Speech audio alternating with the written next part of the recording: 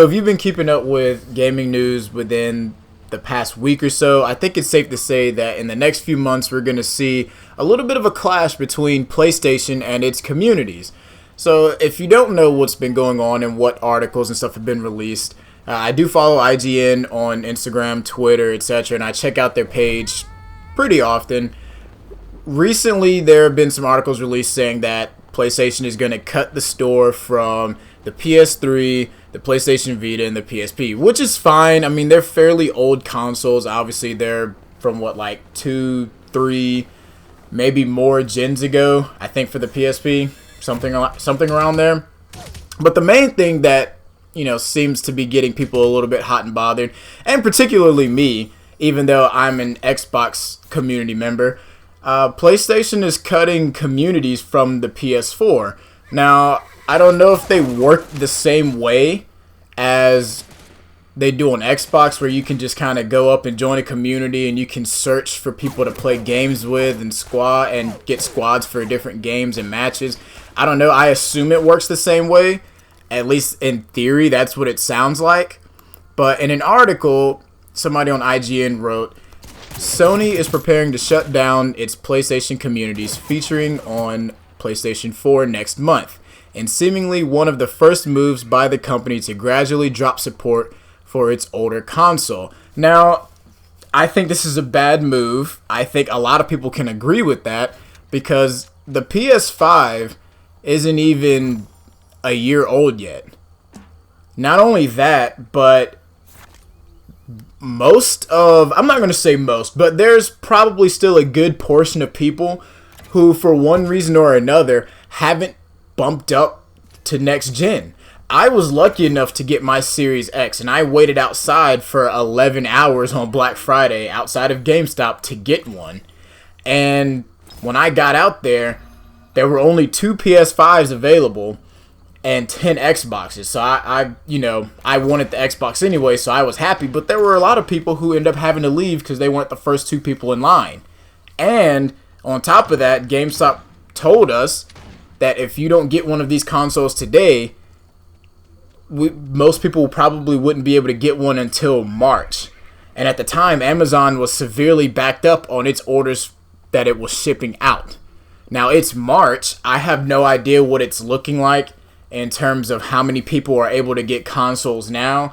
I haven't really checked eBay to see if they're still overpriced or anything like that, so I'm not entirely sure.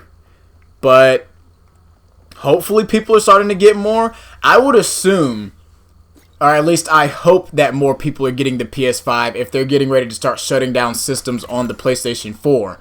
Because this just seems really, really early to be trying to move people away from the 4 to the 5. I mean, I don't think Xbox has even remotely released anything talking about trying to move people over.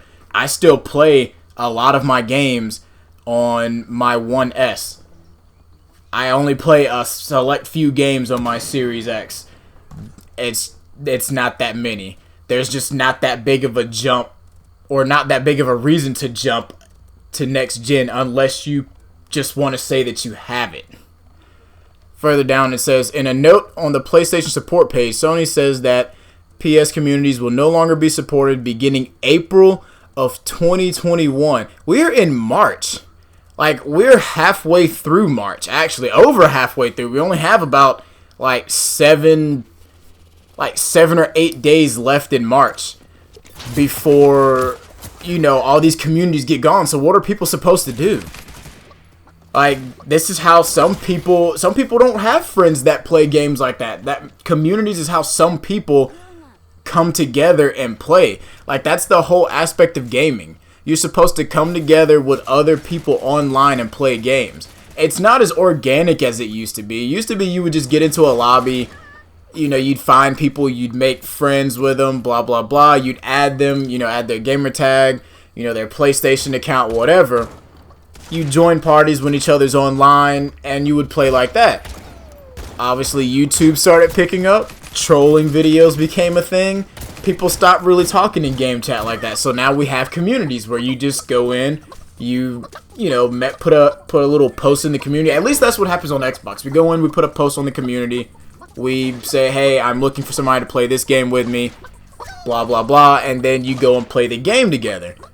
I don't know how it works on PlayStation. Again, I assume it's something around there, but PlayStation is just trying to take that away altogether. Now, further down this page, which I don't understand how they support this, but they say with the launch of the PlayStation 5 last year, it makes sense that eventually Sony will slowly, if I can read, begin to withdraw support for different PS4 features. Though given how many PS4 units are out there, it's likely that the process of the PS4's wind down will be a slow one. Well, I don't know what you define as slow, because you're taking away what I view as a core feature of bringing people together and having them game openly with one another. I mean, the only thing that would be left to just push people straight over into next gen would be like taking away party chat. Like, I don't know what else.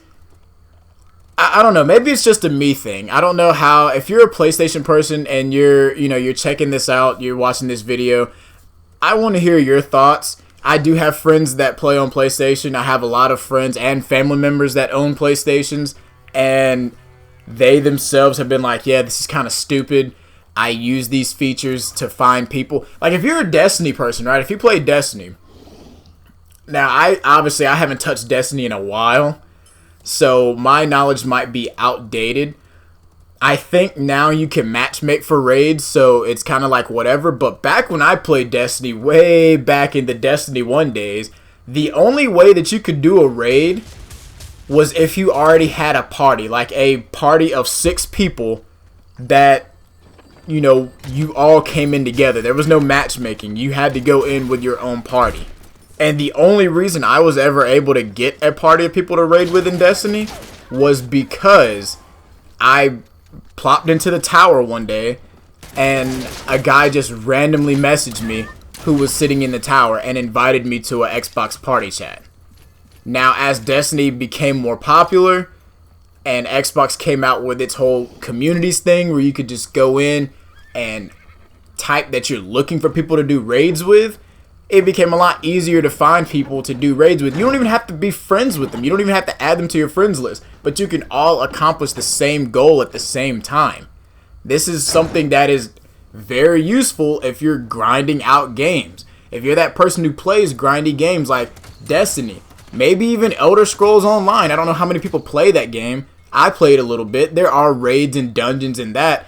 This is a very useful feature for many types of games. If you're looking for somebody to go and play ranked game modes because you need that boost, you need that compatibility with your team, you need those people who are good or who can at least help you compete at a high level, you can plop a message into the communities chat and you can find somebody relatively quickly. Actually, I usually will find somebody if I post a message, which is very, very rare. I can find somebody within, I don't know, an hour, maybe an hour and a half at the latest, and that's just if I'm very slow at checking replies. Like, I don't know, maybe that's just a me thing. Like I said, I know people who are upset about this. I don't know if that's the consensus for the community. I did check the comment section because IGN posted this on their Instagram page, so I did check the comment section under the post, and there were thousands of comments. I didn't scroll through all 2,000 comments, but I did check and see the ones that I did. I scrolled through a few hundred of them. People were rightfully upset. Like, this is actually something that could mean, because it starts here, right? It's like everything else. It starts small. It starts with just taking away communities. But how long until they take away, the PlayStation Network store? How long until they take away party chat? How long until they take away, actual core features that make playing online with the PS4 a viable option? How long until they start basically forcing people to switch over to next gen, to switch over to that PS5, when there might not even be that many PS5s out on the market right now? And even if there are, the vast majority of their community might not be able to pay that price of what, I think it's like $500, maybe $600 for a next gen console, the vast majority of their community might not be able to pay for that. So how long until you start forcing people to pay for something, or trying to force people to pay for something that they can't afford or that's not readily available to them?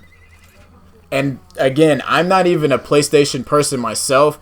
I've been an Xbox fan my entire life. I have played Xbox my entire life. I've only played, my friends or my family members' PlayStations when I'm around them. I don't have anything against PlayStation. It's just I'm loyal to the brand that I started on. But with that being said, I do think this is kind of a dick move on PlayStation's part. Hopefully it's nothing too big. Hopefully they'll replace it with something else. Maybe they'll have like an app that you can have on your phone that has the same core features as the PlayStation communities. I don't know. But I hope this isn't the start of a terrible process to try and force people to jump onto something that just, it's not time for it yet. It's just not ready. I don't think that now is the time. I mean, like I said, Xbox hasn't forced anything off of the Xbox One series yet. We're already in next gen. I have my Series X. I know other people who have a Series X, but hey, I still play on my Xbox One. There are still a lot of core features that I can use on my Xbox One that I could get on my Series X. So I don't think anything needs to change, not right now.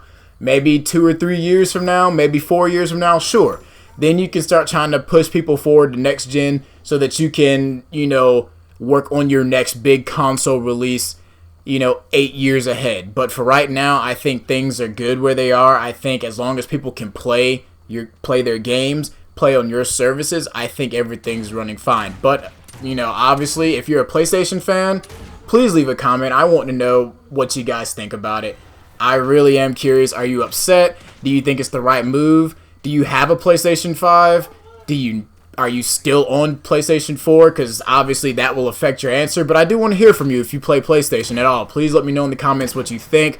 Also, if you guys enjoyed the video, please leave a like and share with your friends, your family. Subscribe if you want to see more videos like this. I'm going to try and do more gaming related news and anime related news as I go into the future. Also, I do stream throughout the week. Last week I kind of took a few breaks just because I just kind of fell off the horse a little bit. It happens. But I stream fairly regularly, almost every day. My Twitch should be somewhere on my channel, linked to where you can hit that button and check me out if you want to. And with that being said, I will see you guys next time.